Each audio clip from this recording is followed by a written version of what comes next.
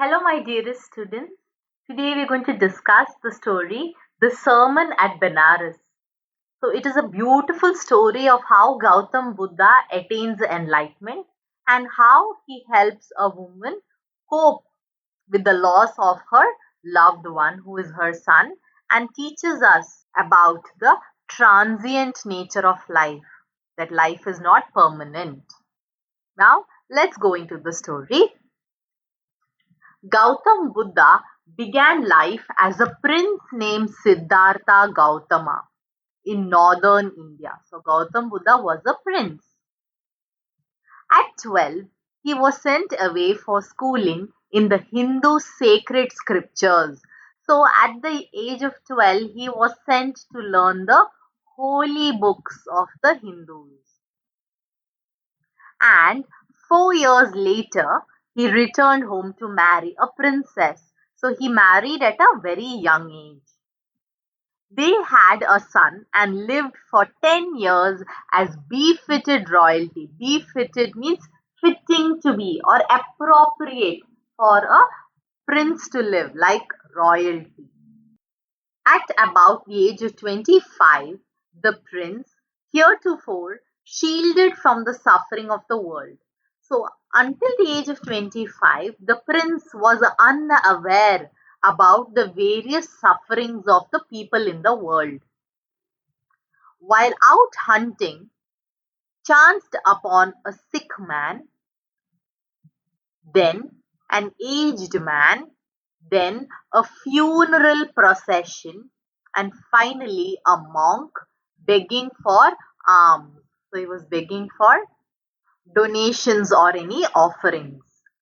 These sights so moved him that he at once went out into the world to seek enlightenment concerning the sorrows he had witnessed.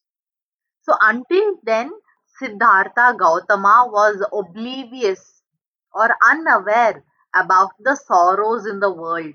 But once when he saw all of this, he wanted to go find out and seek enlightenment of the various sorrows in life.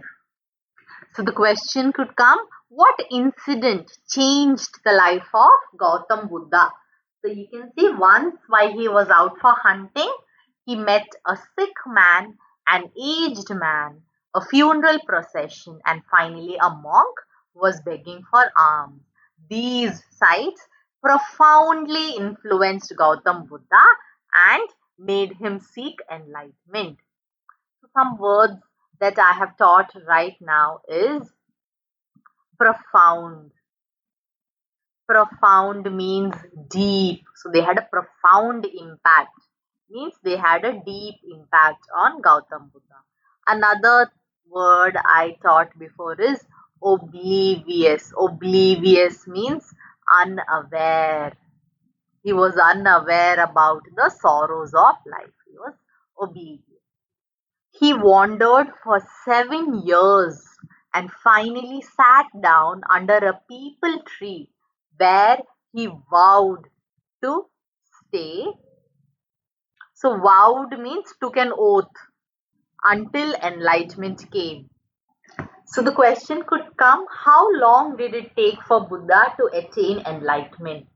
So, you can write he wandered for 7 years and finally settled down under a peepal tree, and he found enlightenment under the tree after 7 days.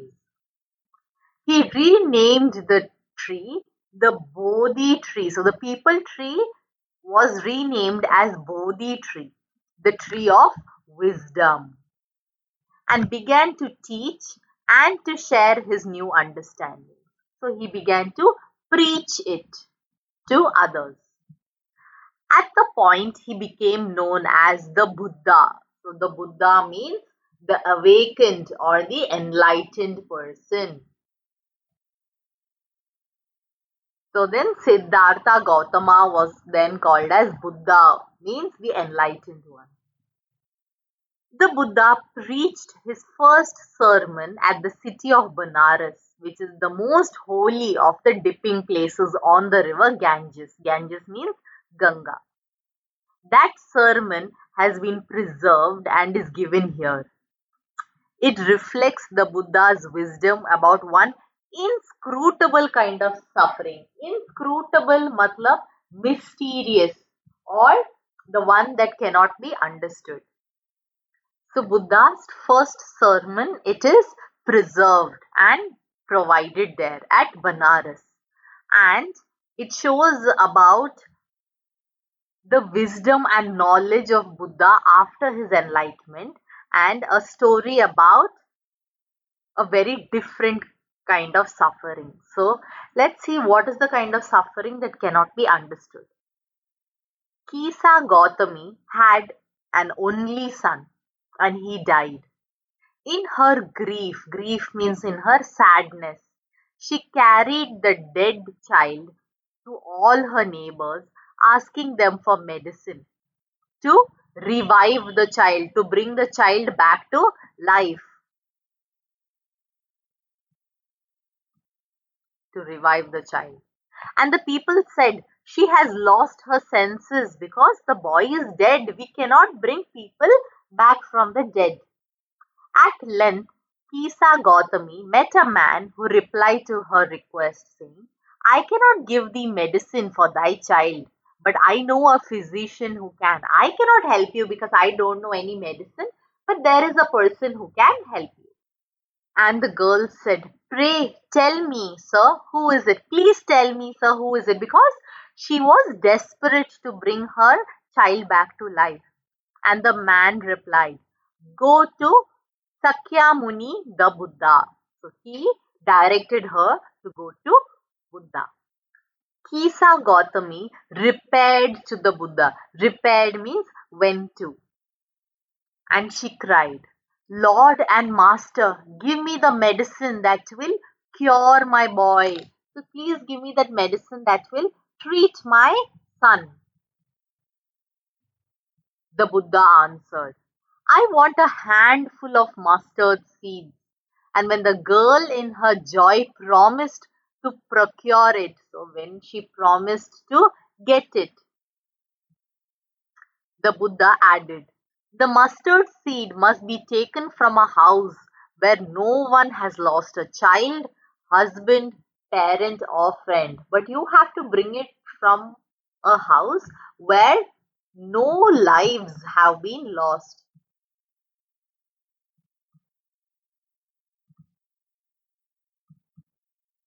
So let me ask you a question. When Kisa Gautami's son passed away, she went from house to house. What did she go in search of?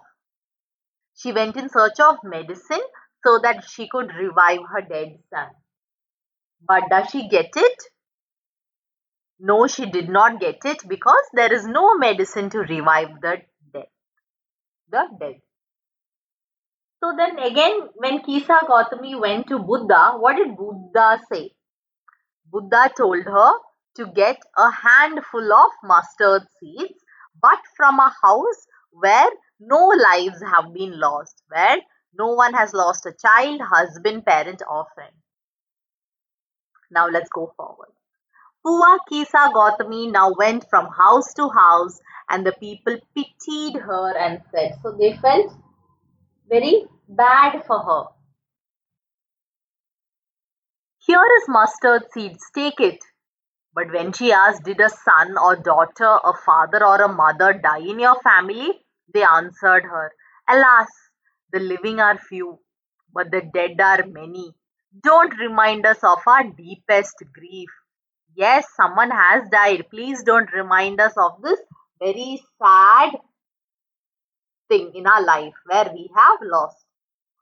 And there was no house, but some beloved one had died in it. So, in every household, someone or the other loved one had definitely died. So, that is why Kisa Gautami could not find a handful of mustard seeds from anyone's house who someone had not passed away.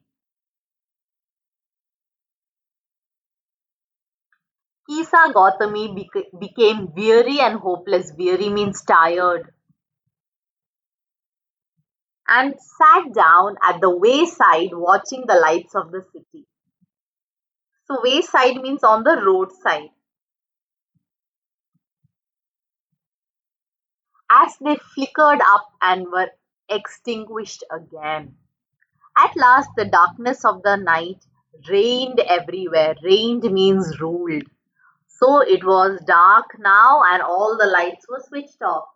And she considered the fate of men, that their lives flicker up and are extinguished again. So she got to learn a very important lesson that people are born, they live their life, and then they die.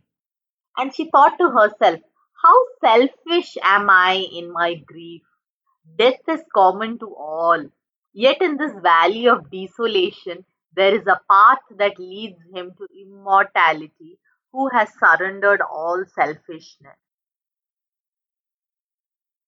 So, what did Kisa Gautami realize? She realized that she was selfish in her sorrow. She thought only she had to face this sorrow of losing a loved one. But then she realized that everyone has to face that in their life because death is common to all. Whoever comes and takes birth in this world will eventually have to die. And she realizes that the only way to be immortal means not to die, is to surrender all selfishness and become selfless. So this was an important lesson that Gautam Buddha taught Kisa Gautami, which initially she did not understand. The Buddha said, the life of mortals in this world is troubled and brief and combined with pain. Mortals means the people who die. Immortal means someone who will never die. So Buddha says the life of people who are mortal is troubled. So it is not very easy. There are troubles and it is brief. Brief means short. And also there is pain. For there is not any means by which those that have been born can avoid dying. So nobody can avoid dying. After reaching old age, there is death, and Buddha wants to say that it is inevitable. Death is inevitable. Of such a nature are living beings. As ripe fruits are early in danger of falling, so mortals, when born, are always in danger of death. So, just like how ripe fruits, he is comparing and mentioning that how ripe fruits have a possibility to fall down from the tree, mortals also, when born, are always in danger of death, and death could be sooner or later. For some people, it is sooner, other people, it is later, but it cannot be avoided. As all earthen vessels made by the potter end in being broken. So, these earthen vessels, these pots that are made by the potter, if they also once made can be broken, life of mortals will also end. Both young and adult, both those who are fools and those who are wise, all fall into the power of death and all are subject to death. So even if a person is stupid or if a person is intelligent, everyone has to die at the end. Of those who, overcome by death, depart from life, a father cannot save his son, nor king's men their relations. Mark, when relatives are looking on and lamenting deeply. So, lamenting means mourning the death. One by one, mortals are carried off like an ox that is led to the slaughter. Slaughter is means to kill them. So, one by one, mortal is carried to die. So, the world is afflicted with death and decay. Therefore, the wise do not grieve, knowing the terms of the world. So, that is why Gautam Buddha says the people who are wise, who are intelligent, who know the terms of the world, they never grieve or they never become sad, because they know that if you are born, you will have to die someday. So that is why they do not grieve. So this could be a question. Why don't wise people grieve? Because they know that in this life there will be death and decay, and they know about the transient nature of life. So let's see how one can attain peace of mind. Not from weeping, nor from grieving. So one cannot attain peace of mind by crying. Crying is weeping. Nor from grieving or being sad or mourning. On the contrary, his pain will be the greater and his body will suffer. So the pain will increase and also the body will suffer if you cry and weep and grieve. He will make himself sick and pale. Yet the dead are not saved by his lamentation. So just by mourning, you are not going to save the person who's already dead, but you will suffer. He who seeks peace should draw out the arrow of lamentation and complaint and grief. So Gautam Buddha says, if you seek peace, you should not lament over the dead or complain over it or grieve. He who has drawn out the arrow and has become composed is like calm and composed, who is aware of his senses, will obtain peace of mind. He who has overcome all sorrow will become free from sorrow and will be blessed. So, this could be a question. How can one attain peace of mind, and what shouldn't a person do? And that is the end of the story. I think the story is very beautiful and it gives us a lesson for each one of us of how we should cope with death, which all of us have to face in our lives, the death of a loved one. I hope you enjoyed listening to the line by line explanation. Share this video among your friends. I'm praying for you and I'm so proud of you. God bless.